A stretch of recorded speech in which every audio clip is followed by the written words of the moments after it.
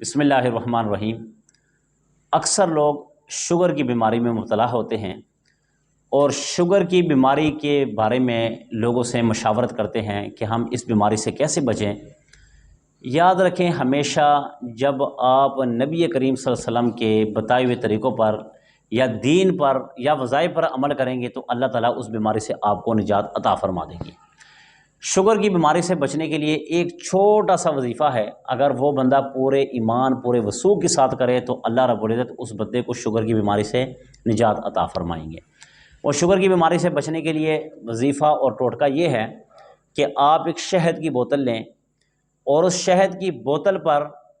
آپ نے سورۃ الفاتحہ، 4 کل اور آیت الکرسی، یہ سارے آپ نے 111 مرتبہ پڑھ کے اس شہد کی بوتل پر دم کر دینا ہے۔ صبح آپ اٹھیں، 3 چمچ آپ نے نہار پیٹ کھانا ہے اور 3 مرتبہ آپ نے چمچ استعمال کرتے ہوئے درود شریف پڑھنا ہے۔ اور اسی طرح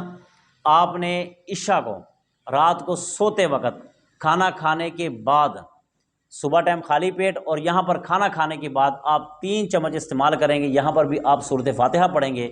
انشاءاللہ العزیز اللہ رب العزت آپ کو شوگر کی بیماری سے نجات عطا فرما دیں گے۔